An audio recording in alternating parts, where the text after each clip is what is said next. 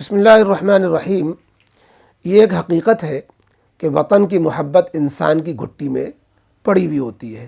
انسان جہاں پیدا ہوتا ہے، پلتا ہے، بڑھتا ہے، رہتا ہے، رہن سہن جہاں ہوتا ہے، اس کو اس ملک سے، اس شہر سے، اس محلے سے ایک والہانہ لگاؤ تعلق ہو جاتا ہے۔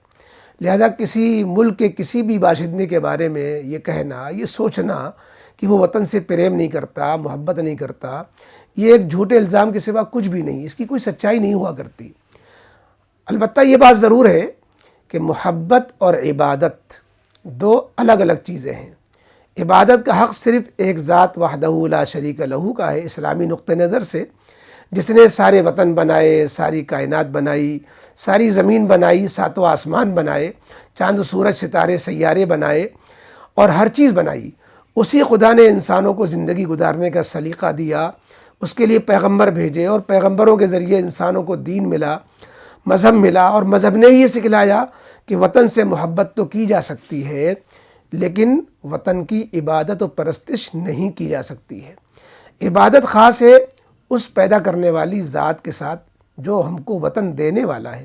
لہذا مسلمان اپنے وطن سے تو بے پناہ محبت کرتے ہیں، ایسے ہی محبت کرتے ہیں جیسے ماں سے محبت کرتے ہیں، باپ سے محبت کرتے ہیں، بیٹے سے محبت کرتے ہیں، اولاد سے محبت کرتے ہیں، اپنی جان و مال سے محبت کرتے ہیں۔ لیکن باپ کو، بیوی کو، بچوں کو، ان کو پوجا نہیں جاتا ہے، بیوی بچوں کی عبادت نہیں کی جاتی ہے، ایسے ہی وطن کی عبادت نہیں کی جاتی ہے۔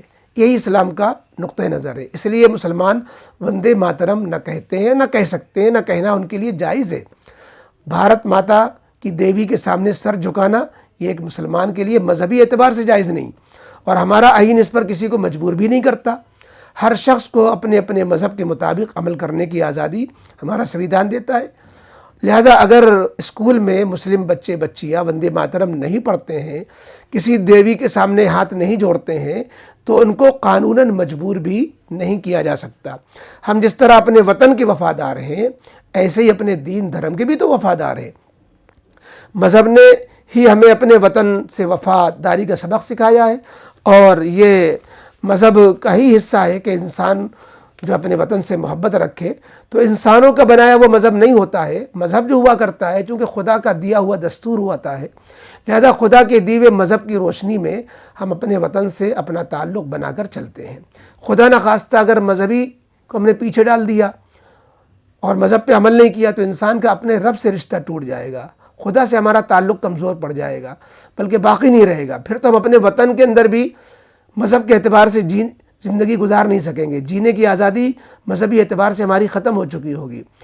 دیکھیے محسن انسانیت رحمت دو عالم صلی اللہ علیہ وسلم نے خود اور اپنے صحابہ کو جب کافروں مشرکوں نے دین و ایمان پر عمل نہیں کرنے دیا تھا مکہ مکرمہ میں، تو اپنے وطن کو، مکے کو چھوڑتے ہوئے روتے ہوئے کیا کہا تھا کہ اے وطن ہم تجھے نہ چھوڑتے اگر یہ لوگ ہمیں مجبور نہ کرتے، لیکن خیر بات کیوں کہہ دیا؟ اپنے مذہب کو بچانے کے لیے۔ تو اس سے سمجھا جا سکتا ہے جو ہجرت کا واقعہ کہ مکے سے مدینہ کی ہجرت کیوں ہوئی، صحابہ کرام کو حبشہ کی طرف ہجرت کیوں کرنا پڑی، تو یہ ہجرت کے واقعات سے سمجھا جا سکتا ہے کہ وطن پہلے ہے یا مذہب پہلے ہے۔ مذہب کی خاطر وطن بدلا جا سکتا ہے، مذہب بچانے کے لیے آپ کو ایک وطن کے بجائے دوسرے وطن جانا پڑ سکتا ہے۔ ابراہیم علیہ السلام عراق چھوڑ کر ملک شام چلے گئے، اور بھی کتنے واقعات ہیں۔ تو مذہب کی خاطر وطن بدلا جا سکتا ہے، چھوڑا جا سکتا ہے، لیکن وطن کے لیے مذہب نہیں بدلا جا سکتا کہ ہم کو وطن میں جو ہے رہنے نہیں دیا گیا لہذا مذہب ہی چینج کر دیا۔ تو وطن کے لیے مذہب نہیں بدلا جاتا۔ اس سے بھی واضح ہوتا ہے کہ مذہب کا کیا مقام ہے اور وطن کا کیا مقام ہے۔ بہرحال وطن اور مذہب سب کا اپنا اپنا ایک حق ہے، ہر ایک کا اپنا دائرہ ہے۔ یہ سوال ہی غلط ہے کہ وطن پہلے ہے یا مذہب، کیونکہ مذہب اور چیز ہے، وطن اور چیز ہے۔ وطن مذہب نہیں، مذہب وطن نہیں۔ تقابل اور کمپیئر جو ہوتا ہے، موازنہ کرنے کے لیے دو چیزوں کا ایک ہی نوع سے ہونا ضروری ہوتا ہے۔ مثلا مذہب میں تقابل ہوگا کہ یہ مذہب پہلے کہ وہ مذہب پہلے، یہ سوال صحیح ہوگا کہ یہ مذہب پہلے کہ وہ مذہب پہلے ہے، یا اسی طریقے سے یہ وطن پہلے کہ وہ دوسرا وطن پہلے ہے۔ لیکن یہ سوال صحیح نہیں ہے کہ الگ الگ چیزوں کو آپ جمع کریں، وطن الگ چیز ہے، مذہب الگ چیز ہے، اور پھر کمپیئر کریں کہ وطن پہلے ہے کہ مذہب پہلے ہے۔ یہ سوال بالکل ایسے ہی ہو جائے گا کہ کوئی آپ سے پوچھنے لگ جائے کہ انڈا پہلے ہے کہ مرغی پہلے ہے۔ قیامت تک اس کا کوئی صحیح جواب ہی نہیں دے پائے گا۔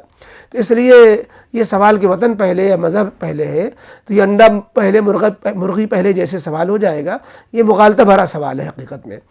بس ہونا یہ چاہیے کہ اس سوال کے جواب میں الجھنے کے بجائے وطن کو وطن کی پوری حیثیت دی جائے، وطن کا پورا حق ادا کیا جائے، اور مذہب کو مذہب کی پوری حیثیت دی جائے، اس کا پورا حق ادا کیا جائے۔ اس میں چکر میں پڑنے سے پہلے کہ وطن پہلے کہ مذہب پہلے ہے، تو ہمارے لیے دونوں کا مقام ہے، دونوں کا حکم ہے، کیا درجہ ہے ہمیں اسلام نے بتا دیا ہے کہ مذہب کا مقام کیا ہے، وطن کا مقام کیا ہے، اور وطن سے جو محبت ہمیں خود دین ایمان کا حصہ ہے، ہمارا ایمان کہتا ہے، یعنی اور گویا وہ حدیث بھی کہتی ہے اگرچہ ضعیف صحیح کہ حب الوطن من الایمان، کہ وطن کی محبت تو ایمان کا تقاضا، ایمان کا حصہ ہے۔ لہذا مسلمان تو وطن سے ٹوٹ کر محبت کرتے ہیں۔ تاریخ بتاتی ہے کہ وطن سے تعلق مسلمانوں کا ہمیشہ رہا ہے، لہذا ان پر یہ سوال اٹھانا کہ وندے ماترم نہیں پڑھتے اور وطن کو مذہب کو مقدم رکھتے ہیں، اس بنا پر وطن سے پریم نہیں کرتے، محبت نہیں کرتے، تو یہ خامخواہی باتیں ہیں۔